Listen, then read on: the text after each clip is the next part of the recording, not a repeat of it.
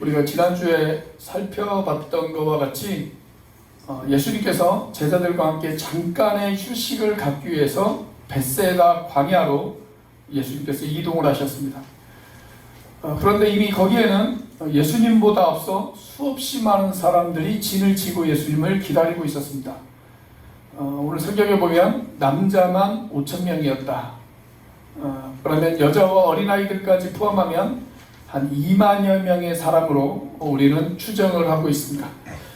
그런데 성경에는 그들이 목자 없는 양과 같았다라고 그렇게 기록을 하고 있습니다. 그런 그들을 외면할 수 없으셨던 예수님께서 그들에게 하나님의 말씀을 전해주십니다. 이제 시간이 흘렀습니다. 날이 저물어가기 시작을 합니다. 그런데 주님은 거기 모여있는 그들을 바라보시면서 허기지고 병들고 무엇인가 소망을 갈급해하는 그들을 바라보시면서 우리 주님께서는 어떤 책임감을 느끼셨습니다. 그리고 제자들에게 도저히 불가능한 과제 하나를 제자들에게 주십니다. 그 과제가 뭐냐면 너희가 먹을 것을 주라 라고 하는 것입니다. 자, 예수님의 이 명령에 제자들은 자이든 타이든 능동적이든 아니면 수동적이든 제자들은 예수님의 이 말씀 앞에 순종했습니다. 그러자 놀라운 기적이 일어났습니다. 이 기적을 통해서 하나님이 살아계심이 증거되어졌고 또 하나님께서 지금도 여전히 일하시고 계시는 분이라는 사실이 증명되어졌습니다. 자, 그런데 중요한 것은 이것입니다. 기적을 행하신 분은 하나님이십니다. 그런데 하나님께서 기적을 행하시기 전에 그 기적을 사람을 통해서 일하신다는 것입니다. 하나님은 기적을 행하시지만 그 기적을 행하실 때 하나님은 사람을 통해서 일하세요. 저와 여러분들을 통해서 일하십니다. 자, 그렇다면 오늘 저와 여러분이 하나님께서 일하시는 그 기적의 통로가 되어지기를 원한다면 우리는 무엇을 어떻게 해야 할까요? 첫째, 책임의식을 가져야 합니다. 자, 오늘 본문의 36절과 37절을 같이 한번 읽어보도록 하겠습니다. 시작! 무엇을 사먹게 하옵소서. 대답하여 이르시되 너희가 먹을 것을 주라 하시니 여짜오되 우리가 가서 200데나리온의 떡을 사다 먹이리이까. 자, 날이 저물어가기 시작하자 예수님이 이야기를 하죠. 예수님에게 제자들이 이야기를 합니다. 이렇게 이야기를 합니다. 선생님, 여기 모여있는 사람들이 아주 많은데 이 사람들이 배가 너무 고플 것 같습니다. 지금이라도 이 사람들에게 말씀하셔서 마을에 가서 각자 음식을 사 먹을 수 있도록 그렇게 이야기 좀 해주시죠. 그런 이야기를 해요. 자, 그런데 주님은 이때 뜻밖의 뭐라고 이야기를 하시냐면 너희가 먹을 것을 주라, 이렇게 이야기하십니다. 다시 말하면 너희가 책임져라, 이 이야기죠. 지금 제자들은 자기 몸 하나 추스를 수 있는 그런 겨를이 없습니다. 그런데 그 자리에 모여있는 많은 군중들을 책임지라고 주님께서는 이야기를 하고 계십니다. 사람은 누군가를 책임지는 것, 그걸 별로 좋아하지 않습니다. 타락한 우리 인간의 본성 가운데 하나는 뭐냐면 남에게 책임을 전가하는 것입니다. 여러분, 태초에 아담과 하와가 범죄했을 때 그들이 했던 행동 가운데 하나가 뭐였냐면 책임을 전가하는 일이었습니다. 하나님이 아담에게 물으시죠. 아담아, 너 왜 그랬니? 라고 물으세요. 자, 그때 아담이 뭐라고 했어요? 하나님이 주셔서 나와 함께한 저 여자 때문에 그랬습니다. 그렇게 이야기하잖아요. 여러분, 얼마나 분났습니까? 방금 전까지만 하더라도 아담이 뭐라고 이야기를 하냐면 당신은 내 뼈 중에 뼈요 살 중에 살이다, 그렇게 이야기를 했단 말이죠. 자, 그런데 지금 뭐라고 이야기를 해요? 하나님이 저에게 주신 저 여자 때문에 그랬습니다. 그렇게 하와에게 책임을 떠넘겼습니다. 하와에게만 책임을 떠넘겼습니까? 아니죠. 이 말을 자세히 읽어보면 하나님에게도 책임이 있다는 거예요. 하나님이 저 여자를 나에게 주셨잖아요. 지금 그 이야기 아니에요? 자, 그래서 하나님이 이번에는 하와에게 묻습니다. 하와야, 너 왜 그랬니? 그러자 하와가 뭐라고 이야기를 합니까? 뱀 때문에 그랬습니다. 그렇게 이야기를 합니다. 여러분, 아담과 하와 이후로 모든 인류는 누군가에게 다 책임을 떠넘깁니다. 여당은 야당에게 책임을 떠넘기고, 야당은 여당에게 책임을 떠넘깁니다. 남편은 아내에게 책임을 떠넘기고, 아내는 남편에게 책임을 떠넘깁니다. 우리는 자꾸 누군가에게 책임을 떠넘기는 일에 익숙합니다. 자, 그런데 예수님께서는 그날 빈들에 모여있는 군중들을 바라보시면서 예수님이 책임을 느끼셨어요. 예수님이 책임을 느끼셨습니다. 자, 그래서 그들을 어떻게 생각했냐면 불쌍하게 생각했다라고 성경은 기록하고 있습니다. 자, 34절 말씀을 같이 한번 읽어보도록 하겠습니다. 시작. 예수께서 나오사 큰 무리를 보시고 그 목자 없는 양 같음으로 인하여 불쌍히 여기사 이에 여러 가지로 가르치시더라. 자, 여기 등장하는 불쌍히 여겼다라고 하는 이 단어를 영어 성경으로 보면 compassion이라고 하는 단어를 사용했어요. 그런데 이 단어는 두 가지의 단어가 합쳐져서 되어진 단어입니다. 함께라고 하는 단어와 느낀다라고 하는 단어가 합쳐져서 되어진 단어예요. 그러니까 불쌍히 여겼다라고 하는 이 말은 그들을 느꼈다라는 거예요. 그 군중들의 아픔, 군중들의 슬픔, 지금 거기에 모여있는 많은 사람들의 그 소망 없는 안타까운 모습을 바라보시면서 예수님께서 그들을 불쌍히 여기셨다. 그들의 마음을 함께 느끼셨다라고 그렇게 기록이 되어져 있습니다. 여러분, 우리 주님은 그날 베세다 들판에 모여있는 군중들의 마음을 아셨습니다. 그들의 상처를 아셨습니다. 목자 없이 방황하는 그 안타까운 심정을 주님께서 아셨습니다. 그리고 그들을 외면하지 않으셨습니다. 그들을 바라보시면서 우리 주님은 책임을 느끼셨습니다. 여러분, 오늘 하나님이 찾으시는 그 한 사람이 누구일까요? 예수님의 그 마음을 가진 사람입니다. 사람들의 마음을 바라보면서, 정말 사람들의 안타까운 현실들을 바라보면서 나도 같이 안타까워할 수 있는 그 한 사람, 예수님께서 그 사람을 찾으십니다. 예수님의 마음을 가진 사람, 예수님의 마음을 가지고 사람들을 바라보며 같이 아파할 수 있고 슬퍼할 수 있는 그 한 사람, 그 한 사람을 예수님께서 찾으신다는 것입니다. 충북 음성에 가면 꽃동네라고 하는 곳이 있어요. 1976년에 시작이 되어졌는데 지금도 알코올 중독자들, 그 다음에 정신 요양자들, 그 다음에 결핵 환자들, 이런 사람들 한 3,000명 정도가 모여서 이들을 돌보는 그런 시설입니다. 그런데 이 꽃동네가 시작되어진 사연이 하나가 있어요. 어느 날 어떤 거린한 사람이 신부님을 찾아왔습니다. 근데 그 사람을 너무 불쌍히 여긴 신부님이 이 거린에게 한 끼분의 식사할 수 있는 그런 돈을 주었어요. 그런데 이 사람이 그 다음에 또 찾아옵니다. 그리고 그 다음에 또 찾아옵니다. 계속 찾아옵니다. 그래서 하루는 이 신부님이 이 거린의 뒤를 밟았습니다. 그런데 거린이 간 곳은 아주 형편없는 그런 낡은 집 안으로 이 거린이 들어가는 거예요.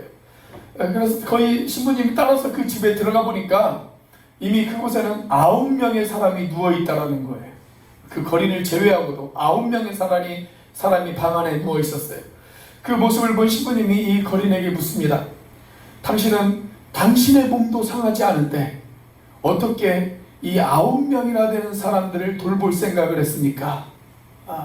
라고 질문을 던졌습니다. 그러자 이 질문에 이 사람이 이런 대답을 하더랍니다. 신부님, 저는 그나마 걸어 다닐 수 있거든요. 저는 그나마 걸어 다닐 수 있거든요. 걸어 다닐 수 있는 제가 누워있는 이 사람들을 돌보는 것이 당연하지 않습니까? 이 말에 신부님의 마음이 움직였다고 그래요. 그렇습니다, 여러분. 내가 예수님을 만났다면 아직 예수님을 만나지 못한 사람들을 바라보면서 책임감을 느끼는 것, 여러분, 당연하지 않겠습니까? 나에게 예수의 생명이 있다면 그 생명이 없어서 죽어가는 나의 이웃들, 나의 자녀들, 지금도 목자 없는 양같이 살아가는 그런 사람들을 바라보면서 책임감을 느끼는 것, 여러분, 그거 당연하지 않겠습니까? 나에게 하늘나라의 소망이 있다면 그 하늘나라의 소망이 없이 살아가는 사람들을 바라보면서 책임감을 느끼는 것, 여러분 그게 당연한 일이지 않겠어요? 그래서 오늘 주님은 우리에게 말씀하세요. 너희에게 먹을 것을 주라. 너희가 먹을 것을 주라. 주님의 이 마음을 가지고, 그 사람들을 바라보면서 불쌍히 여기는 주님의 그 마음을 가지고 사람들에게 먹을 것을 기꺼이 나누어 줄 수 있는 그 사람, 바로 그 사람을 주님께서 찾으신다는 것입니다. 주님의 그 마음을 소유하는 저와 여러분들이 되시기를 주님의 이름으로 축원합니다. 주님이 일하시는 통로가 되려면 우리가 무엇을 어떻게 해야 될까요? 둘째, 내가 가진 것을 드릴 줄 알아야 합니다. 여러분, 우리가 주님이 일하시는 통로가 되어지기 위해서는 우리가 가지고 있는 것이 무엇이든 그것을 주님 앞에 드릴 줄 알아야 됩니다. 오늘 본문에 등장하는 이 사건을 가리켜서 우리는 소위 오병이어의 기적이다 라고 그렇게 이야기를 하죠. 이 오병이어의 기적은 사복음서 모두 다 소개가 되어지고 있습니다. 그만큼 이 오병이어의 기적이 매우 중요한 그런 사건이다 라는 것을 우리가 알 수가 있어요. 물론 복음서마다 강조하는 내용이 조금씩 다르지만 중요한 것은 그날 보리떡 5개와 물고기 2마리가 예수님의 손에 들려졌다는 것입니다. 한 어린아이의 헌신을 통해서 보리떡 5개와 물고기 2마리가 예수님의 손에 들려졌습니다. 자, 37절 말씀을 보시면 너희가 먹을 것을 주라 라고 하는 예수님의 이 명령 앞에 한 제자가 이렇게 답을 합니다. 뭐라고 답을 합니까? 선생님, 이 사람들을 다 먹이려면 적어도 200데나리온 정도 되어지는 돈이 필요합니다. 이런 대답을 합니다. 자, 오늘 본문 말씀에 보면 이 대답을 한 제자가 누구인지는 소개되어 있지 않아요. 자, 그런데 우리가 요한복음을 살펴보면 이 말을 한 사람이 빌립이었다는 것을 알 수가 있습니다. 자, 빌립은 아마도 계산에 매우 뛰어난 그런 사람이었던 것 같아요. 그날 벳세다 들판에 있는 사람들은 남자 15,000명, 어린아이와 여자들까지 포함하면 적어도 2만 명 정도 되어지는 사람으로 우리가 추정을 하는데, 그 2만 명을 먹일 그런 돈이 얼마나 필요할까?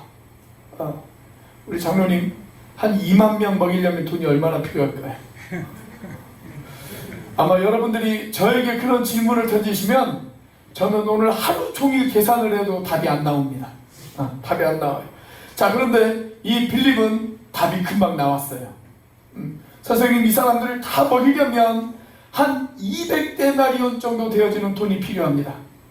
여러분, 당시 노동자 하루의 일당이 한 데나리온입니다. 한 데나리온. 그러니까 200데나리온이면 노동자 한 사람이 한 7개월 정도 일을 해야 받을 수 있는 그런 돈이란 말이죠. 7개월 동안 한 푼도 쓰지 않고 모아야 한 그 정도 되어지는 그런 돈입니다. 자, 그러니까 이 빌립의 이야기는 뭐예요? 한마디로 주님, 못합니다. 저희 못합니다. 저희 가진 것이 없습니다. 저희에게 그럴 만한 돈도 없고 설령 그럴 돈이 있다고 하더라도 지금 가서 그 빵을 어디에서 구합니까? 저희 못합니다. 이 이야기입니다. 그렇죠? 자, 그러자 주님이 뭐라고 말씀하세요? 38절입니다. 같이 한번 읽어보겠습니다. 시작. 이르시되 너희에게 떡 몇 개가 있는지 가서 보라 하시니 알아보고 이르되 떡 5개와 물고기 2마리가 있더이다 하거늘. 자, 우리 주님은 주님 못합니다. 저에게 가진 것이 없습니다. 할 수 없습니다. 저희가 그들을 책임질 수 없습니다. 자, 이렇게 이야기하는 제자들에게 뭐라고 이야기하십니까? 너희가 가진 것이 무엇이냐? 그렇게 이야기하십니다. 우리는 주님에게 이야기합니다. 주님, 제가 가진 것이 없어서 못합니다. 제가 능력이 없어서 못합니다. 제가 이러이러해서 못합니다 라고 이야기합니다. 그런데 주님은 우리에게 네가 가진 것이 무엇이냐라고 물으시는 것이 아니라 네 손에 지금 들려있는 것이 무엇이냐 그렇게 이야기하세요. 네가 얼마나 가지고 있느냐, 너의 능력이 얼마나 되느냐, 그것을 물으시는 것이 아니에요. 지금 네 손에 무엇이 들려있느냐, 그것을 물어보시는 분이십니다. 여러분, 출애굽기 4장을 보면 하나님께서 모세를 부르시는 사건이 등장을 하죠. 애굽의 압제로부터 이스라엘 백성들을 구원할 그런 위대한 지도자로 하나님께서 모세를 부르십니다. 모세에게 사명을 주십니다. 자, 그런데 그때 모세의 대답이 뭐였습니까? 주님, 저 못합니다. 하나님, 저 못합니다. 하나님, 저는 그런 일을 할 수 있는 능력이 없습니다. 하나님, 저는 할 수 없습니다. 그게 모세의 대답이었습니다. 자, 그때 하나님께서 모세에게 뭐라고 이야기를 하십니까? 내 손에 있는 것이 무엇이냐? 그렇게 물으세요. 내 손에 있는 것이 무엇이냐? 그때 모세의 손에 들려져 있던 것, 지팡이 하나밖에 없었습니다. 근데 하나님께서 모세에게 말씀하세요. 내 손에 있는 것이 무엇이냐? 여러분, 하나님은 모세에게 네가 얼마나 능력이 있느냐 이걸 물어보신 것이 아니에요. 네가 무엇이 필요하냐 이것을 물어보신 것이 아닙니다. 지금 네 손에 가지고 있는 것, 그것이 무엇이냐 그것을 물어보신 것이에요. 여러분, 하나님은 우리가 없는 것을 가지고 일하시는 분이시 아닙니다. 우리가 가지고 있는 것을 가지고 일하시는 분이신 줄로 믿으시기를 바랍니다. 내가 가지고 있는 것이 아무리 작다 하더라도, 내가 가지고 있는 것이 비록 형편없이 보잘것없이 그런 작은 것이라 할지라도, 그것이 바짝 마른 지팡이라 할지라도 하나님은 내가 가지고 있는 그것을 가지고 일하시는 하나님이십니다. 지금도 하나님은 우리에게 말씀하십니다. 내 손에 가지고 있는 것이 무엇이냐 그걸 물어보십니다. 내가 재능이 아무리 작다고 할지라도, 내가 보잘것없는 것을 가지고 있다 할지라도, 내가 가지고 있는 것이 아무리 적은 양의 그런 능력이라 할지라도 하나님께서는 그것을 주님 앞에 기쁘게 드렸을 때 일하시는 하나님이신 줄로 믿으시기를 바랍니다. 미국의 1차 영적 각성 운동이 시작되어질 때 하나님의 손에 붙잡혀서 크게 쓰임받던 사람 중에 조나단 에드워드라고 하는 목사님이 계십니다. 그런데 이분이 말을 유창하게 잘하시는 그런 분이 아니었어요. 남들 앞에 나서서 말을 하는 것에 대단히 어려움을 느끼는 그런 분이셨습니다. 그래서 하나님이 그를 목회자로 부르셨을 때 마음 가운데 엄청난 부담이 있었습니다. 그런데 막대기와 같은 나라도 하나님께서 부르신다면 기꺼이 드리겠다라고 하는 마음으로 순종했습니다. 이분은 설교 원고를 쓰셔서 그냥 성경 원고를 읽어요. 한 번도 앞을 쳐다보지 않고 그냥 원고만 쭉 읽는 이런 스타일의 설교를 하셨어요. 그런데 이분이 지옥에 관해서 설교를 할 때 실제로 사람들이 지옥에 떨어질 것 같은 마음을 느꼈다고 그래요. 그래서 옆에 있는 기둥이나 의자를 꽉 붙잡고 그렇게 설교를 들었다고 하는 아주 유명한 일화가 있습니다. 여러분, 하나님은 막대기와 같은 사람이라도 쓰십니다. 막대기와 같은 사람이라도 그 사람이 하나님 앞에 기꺼이 드려졌을 때 하나님께서는 그 사람을 통해 일하십니다. 그러나 아무리 튼튼한 나무라고 할지라도 하나님께 드려지지 않으면 하나님께서는 그 사람을 사용하시지 않으십니다. 이날 예수님께서 제자들에게 물으셨어요. 너희들이 가지고 있는 것이 무엇이냐? 지금 너희들의 손에 있는 것이 무엇이냐? 그걸 물으셨어요. 그러자 제자들이 찾기 시작해요. 그리고 안드레가 한 어린 아이가 드린 도시락을 발견했습니다. 그리고 그 도시락을 가지고 예수님 앞에 나왔습니다. 예수님의 손에 그 한 어린아이가 드린 도시락이 드려졌을 때 엄청난 기적이 시작되어졌다는 것을 믿으시기를 바랍니다. 여러분, 모세가 가지고 있는 그 지팡이가 하나님의 손에 드려졌을 때 여러분, 그 지팡이는 홍해를 갈랐습니다. 여러분, 다윗의 손에 들려져 있던 작은 돌 몇 개가 하나님의 손에 들려졌을 때 그 돌은 골리앗을 눕혔습니다. 여러분, 한 여인의 손에 들려있던 옥합 한 병, 그 한 병이 주님에게 들려졌을 때 그 헌신은 아름답고 고귀한 본보기가 되어지는 헌신이 되어졌습니다. 여러분, 한 어린아이가 들려졌던 그 도시락, 여러분, 그 도시락이 주님의 손에 들려졌을 때 2만 명이 넘는 사람들이 먹고도 남는 그런 엄청난 기적이 일어났습니다. 사랑하는 여러분, 주님께서 이 작은 어린아이가 드린 도시락을 사용했다면 오늘 저와 여러분이 드리는 그 헌신도 주님께서 사용할 수 있지 않겠습니까? 저와 여러분들이 비록 작은 것이라 할지라도, 하나님 작은 막대기와 같은 나라 할지라도 빗장 마른 막대기와 같은 나라일지라도 주님 손에 들려지기를 원합니다. 그런 마음으로 드릴 수 있는 저와 여러분들이 되시길 주님의 이름으로 축원합니다. 자, 주님이 일하시는 통로가 되려면 우리는 무엇을 어떻게 해야 될까요? 세 번째로 순종의 열매가 있어야 합니다. 자, 본문의 39절과 40절을 같이 한번 읽어보도록 하겠습니다. 시작. 제자들에게 명하사 그 모든 사람으로 때를 지어 푸른 잔디 위에 앉게 하시니 때로 100명씩 또는 50명씩 앉은지라. 주님은 제자들에게 사람들을 50명씩 혹은 100명씩 그렇게 앉게 하라 라고 그렇게 명령을 내리셨습니다. 자, 그리고 제자들이 그 명령에 순종을 했어요. 사람들을 앉히기 시작합니다. 자, 그런데 주님이 제자들에게 명령을 내리셨던 이 시점을 우리가 주목할 필요가 있습니다. 지금 예수님의 손에 들려져 있는 것이 무엇입니까? 보리떡 5개와 물고기 2마리입니다. 뭐 어마어마한 것을 가지고 있는 것이 아닙니다. 겨우 어린아이 하나가 먹을 정도의 그런 도시락이 예수님의 손에 들려있을 뿐입니다. 5,000명을 먹이고도 남을 정도의 많은 그런 양이 되어진 후에 예수님이 이 명령을 내리신 것이 아니라 여전히 예수님의 손에는 어린아이의 도시락이 들려있었단 말이죠. 바로 그때 예수님께서 제자들에게 명령하신 거예요. 사람들을 앉히게 하라. 그렇게 명령하셨어요. 자, 그런데 제자들이 그 명령 앞에 순종했습니다. 사람들을 앉히기 시작합니다. 어떻게 그렇게 할 수가 있었을까요? 여러분, 제자들은 알았습니다. 예수님이 뭔가를 행하실 것이라는 사실을 제자들은 알았어요. 지금 주님에게는 아무것도 없어요. 그리고 제자들에게도 아무것도 없습니다. 만약 이렇게 사람들을 앉혀놓았는데 아무 일도 벌어지지 않으면 그 원성과 원망은 다 누구에게 돌아옵니까? 제자들에게 돌아가는 거예요. 그렇죠? 제자들만 쪽팔리는 겁니다. 자, 그러나 제자들은 그대로 순종했어요. 제자들이 순종할 수 있었던 원인, 저는 그것이 믿음 때문이라고 생각합니다. 믿음 때문이다.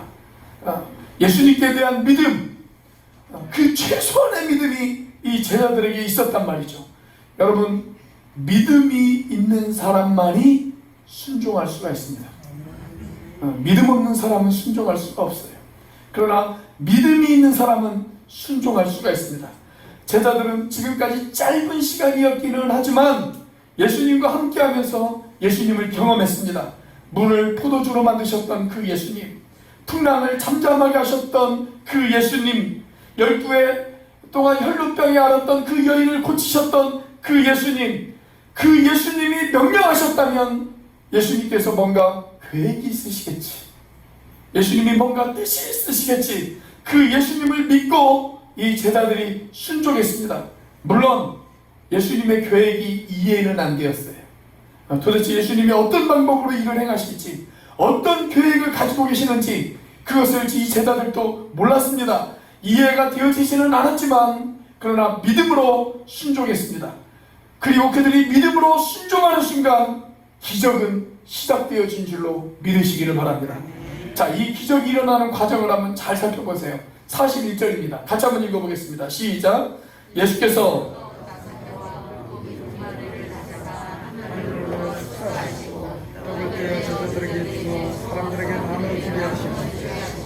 또 물고기 2마리도 모든 사람에게 나누시네.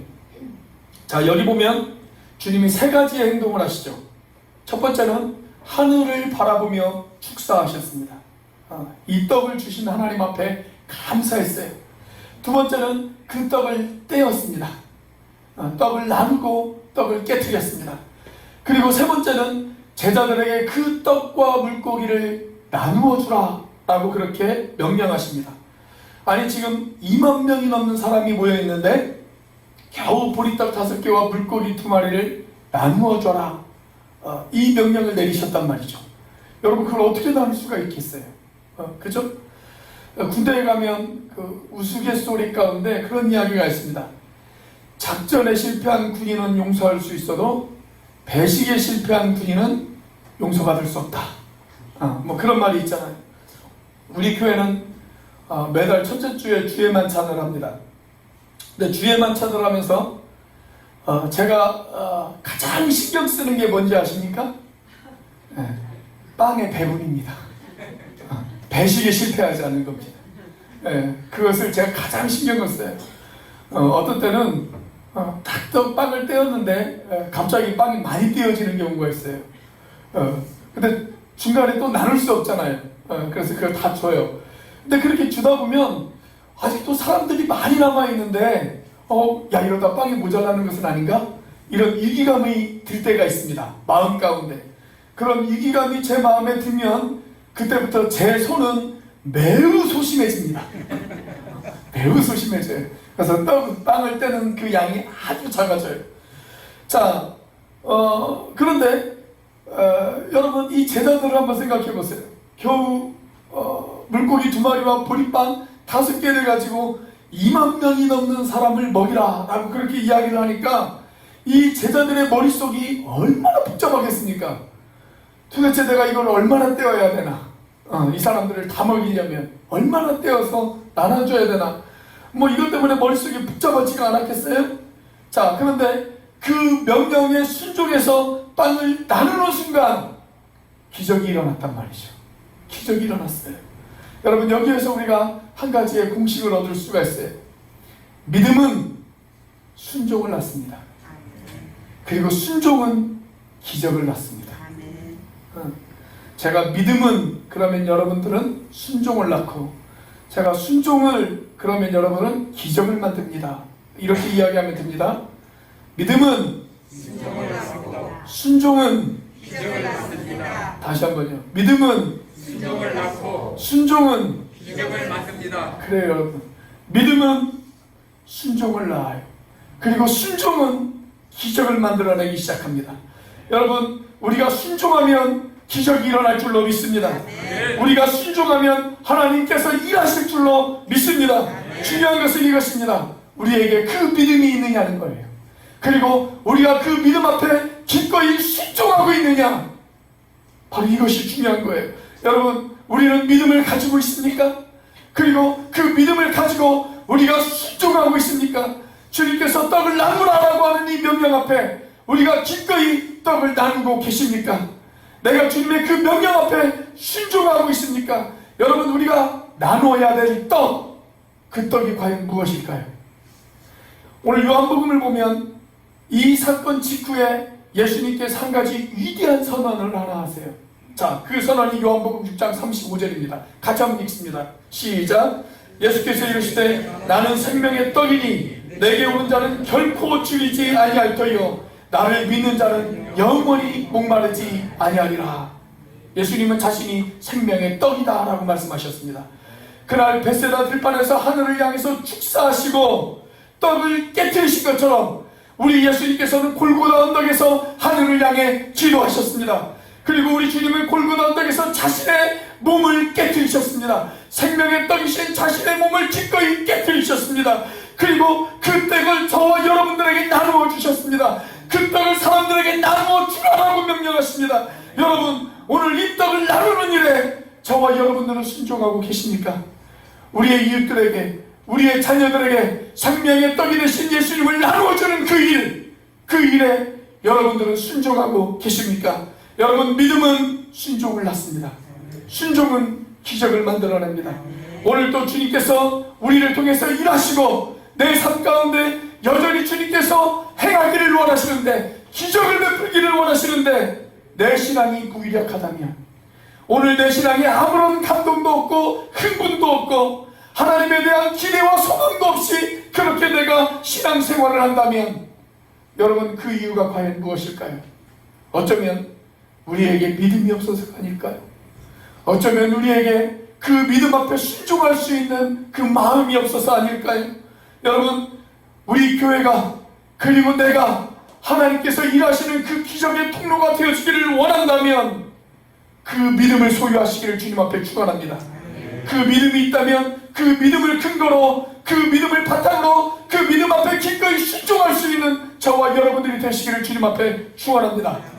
믿음이 있다면 이제 순종을 결단하십시오. 순종을 결단했다면 이제 그 순종을 실천하십시오. 그러면 저와 여러분의 그 순종을 통해서 하나님께서 기적을 베푸실 것입니다. 기도하시겠습니다.